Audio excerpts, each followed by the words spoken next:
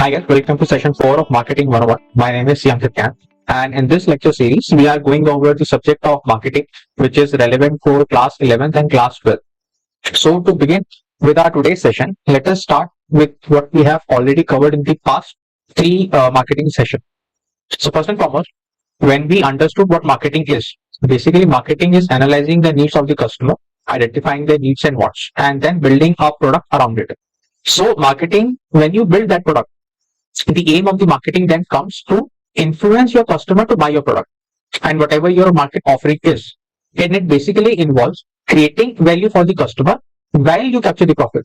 When we talk about marketing, which is centered around the needs of the consumer, we are not at all saying that the profit should not take the front field. But the idea behind marketing is that you have to create some value for the customer. The product which you are offering, which is basically called the market offering, that should offer some value to the customer. Now, when we talk about marketing, the idea is to build a customer relationship. Customer relationship, in a nutshell, it involves understanding the needs of the customer and delivering some value to the customer, which is very essential for your business growth, specifically in current times because the information about every single product is easily available over the internet. So for a business to grow exponentially, they need to understand their customer base.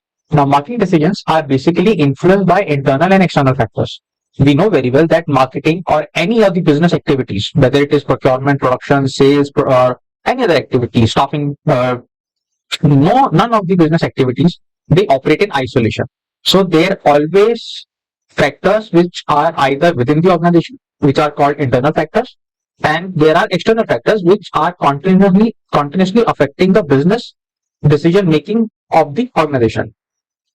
When we talk about marketing environment, and this session is majorly focused on the marketing environment, what marketing environment basically means that you have to understand the factors which affect your marketing decisions internally and externally. What are the things you can control and what are the things you cannot control?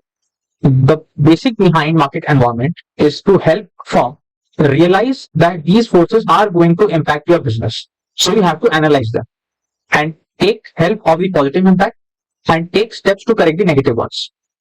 Ultimately, the firm goal is to satisfy the customer. And in the last marketing session, we have studied a new marketing concept by the name of societal marketing concept, where businesses take care of their profit while taking care of the society as well. So ultimately, the firm goal is not only to earn profit. Profit earning is definitely there, but you have to satisfy your customer and you also have to take care of the society. Now, when we talk about marketing environment, basically there are two kinds of marketing environment. One is static and another is dynamic. So static, by the name you can understand, these are not changing or these are very stable in their nature. And any environment which is stable tends to impact any business organization less. But on the other hand, nowadays, because I have already told you, the technology is so advanced. The information about any product or the information about any market is easily available on tap of your fingers.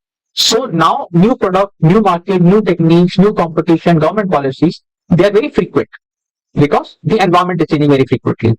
And these factors which changes continuously and impact you continuously, they create a volatile environment. Volatile in the sense that it is not static. It is continuously changing and you have to keep up with it. These kind of environment are called as dynamic environment. Now imagine a business which is facing a lot of changes. Now either you adopt to these changes or you perish. The problem is these changes are not only external to the organization, but they are also internal to the organization. So let's start with the internal environment, factors which affect an organization within. Now because these are within your organization, these are also called controllable. Why controllable? Because they are within the grasp of the organization. And because they are within the grasp of the organization, firms have a little impact on them. Firm can control this environment. For example, product design. Now when, for example, Apple designs iPhone, the whole designing of the iPhone, the whole process behind it, whether it is the physical structure of the iPhone or the software UI, everything is controlled by the Apple. None of it is decided by any outside party. Then you have production volume. How much quantity a firm produces of its product. Gone are the days, specifically to talk about India, keeping India at that center stage. Before 1990 to 91, when we had LPG policies, government used to control a lot of production process. And within that, there were a lot of production quota. That is, you can only produce certain amount of quantities. But now it is not the case. Now a firm is free to decide how much of the production it is going to do. More will be the production, lesser will be the cost of per unit. Then you have your raw material procurement. Now, as we know, every kind of raw material has a substitute in the market. These substitute could be of high quality or low quality. Depending upon the quality you use in your final product, the quality of the final product is also changed according to your raw material. So when you decide to have a good relationship with your supplier, that relationship with the supplier is more or less depending upon how you treat your supplier. And if you have a good relationship with your supplier, they not only provide a good quality of raw material, but the supply will also be steady. Then you have labor employment, that is the staffing. When you staff your company, that is when you hire people, you can hire appropriate amount of people or you can understaff or overstaff. The idea behind this is when you have to take a decision about your organization, about how many people you are going to hire, whether or not your competitor is hiring properly or not, your decision to hire staff will be independent of that of competitor. It is up to you what kind of organization you want to run. Do you want to run an optimally staffed organization or under an overstaffed organization? And then you have financial investment. Now, financial investment basically means the money which the company has, the surplus which the company has or the organization has. Where do they want to apply those surplus? Now, while applying the surplus, a lot of decisions are taken. But because the decisions are taken by the management and the owners of the company, these decisions become an internal environment or controlled environment. So basically, it is upon the company whether to start a new factory or to invest in the R&D of a new product or to invest in the R&D of a old product or to invest this company in hiring any or buying out any competitor. And then you have expansion plan. Expansion plan is basically somehow related to the financial investment only.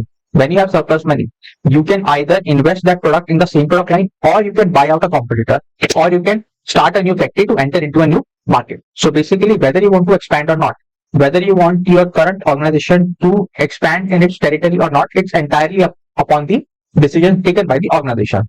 Apart from these decisions, there are 4 P's which are also considered as part of internal environment. So first P is your product, that is what kind of product you are offering. Then the price of the product. The place, that is the location which you are going to service. The places where your product will be available to buy for the customer, and then the promotion, which is basically the marketing technique. After the internal environment or controlled environment, the other type is uncontrolled environment. Now, as the name suggests, these are external to the organization. And these factors are beyond the direct control of the company. Internal factors or the controllable environment, these are the environment which company can directly control. It is upon the company to take a decision on them. Uncontrollable environment, the company cannot do anything about them. The company can only react to them. Now, among this uncontrollable environment, the first is the micro environment. Now, micro environment, they are external to the organization, but they impact you directly. For example, the customer. Now, you cannot decide what kind of customer is going to buy your product, nor you can force a customer to buy your product. But their preferences drive your sale. The only thing you can do is develop your product around their needs, around their wants. Whether or not they decide to buy your product will impact you directly, but you cannot control that decision. Then you have suppliers, the people who are providing you their raw materials. Now, if your supplier decide to provide you a substandard raw material, then you cannot do anything about it but to change the supplier. That is, individual supplier you cannot impact, but the kind of raw material they provide you, they impact you directly. Then you have intermediaries. Intermediaries basically the middleman. Technically, for an organization, the distribution channel is the middleman, basically your wholesaler and retailers. Now, if you are not considering your wholesaler and retailer while giving them proper amount of compensation or while giving them proper incentive, then they might take a decision which will impact you directly. Now, whether or not they will take that decision does not depend upon you. You can only try to change them, but you cannot control them. And then obviously the competitor. As you know very well, you cannot control your competitor. The only thing you can do is to act if there is competition in the market. If you cannot act against that competition, you cannot change the competition. Those competitors does not work according to you. But whatever they do, they impact you directly. Then obviously the general public. That is the people among whom you have established your organization. So now if people have a certain perception about your company, they will automatically, because your customers and suppliers come out of the general public. Customers and suppliers are the subset of the general public. Now, if general public has a certain idea about your organization in their mind, then whatever general public take decision will impact you directly and you won't be able to control them. Then from a micro environment, there is another uncontrollable environment which is called macro environment. Now, micro environment, as we have already studied, these are external to your organization, but they impact you directly. Now, macro environment, these are external forces. They are a larger part of the society, and they are beyond the control of firm's management.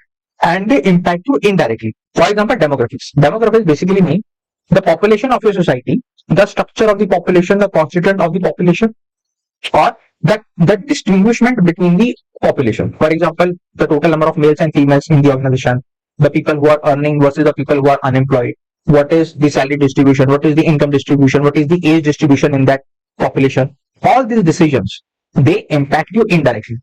Then you have economic forces. Economic forces basically mean the inflation in the market, the interest rate, the economic cycle, whether your company is going through a boom period, or there is a depression in the market, or there is recession, or there is inflation in the market. You cannot control inflation of a country. As an organization, you cannot control the inflation in the country. You can only react to that. And this impact you indirectly, because sometimes what happens, the purchasing power, people want to buy a product. Your product is good. But purchasing power of the people because of inflation has come so down that they are not able to buy a product. It is nothing which you have done. It is nothing what a customer has done. But it is the economic forces because of which people are not able to buy a product even if they want to. Then you have political and legal forces. Obviously, when you live under the rule of a government, the policies of the government, the rules framed by those government impact your decision making process. Now you can lobby to a certain extent, but there is up to a point only where you can lobby. Government policies and laws. The very common example is now when you buy that fruity pack, Tetra pack, you do not get a plastic pipe, you get a paper pipe. Why? Because in the past 1 or 2 years, we have framed laws that the plastic pipe, the one-time use plastic thing, they are to be taken out of the circulation. So this is where you find that a legal decision or a policy decision or a law changed by the government have impacted you indirectly. Now people have to shift to paper straw. Then you have social and cultural factor. Basically, these are the factors which are established within the society. Now, what kind of culture is followed by the society? What are the values and societal changes being brought up in your surroundings? These impact you indirectly and you cannot control them. If people are going toward veganism, from veg to non-veg, if they travel towards veganism, then you will find a lot of companies shifting from milk to almond milk or coconut milk or oats milk. Why? Because they are realizing that more and more people are going towards veganism. So this is what? This is a changing culture of our society. And then you have technological forces. Now we know very well, from past 5 to 10 years, we have seen in our lifetime a lot of technological advancement from 4G to 5G, now from 5G to 6G. Within this 10 to 15 years, we have shift in our technology. These technologies are not controlled by anyone. If some person is establishing a kind of technology at one point, at some place, if that technology is revolutionary in its nature, that nobody can stop it, and it will impact you indirectly. Other than these factors, there are a lot of external factors which can be micro or macro. The idea behind uncontrollable environment or external environment is that they lie beyond the control of the company, but they somehow impact you. Now, if they are micro, they will impact you directly. If they are macro, they will impact you indirectly, but you cannot change them. You cannot try to stop them. What a business can do is to analyze these factors and try to make decisions to counter them. If they represent any opportunity, then to grab that opportunity. And if they represent any threat, then to counter that threat. This brings us to the end of today's session. I hope you liked it. For more marketing videos, please stay connected with us. And if you are interested in learning macroeconomics, then I have a separate playlist where we teach macroeconomics topics in a very simple concept. Those videos are available in Hindi. Marketing videos are available in English. Thank you for watching.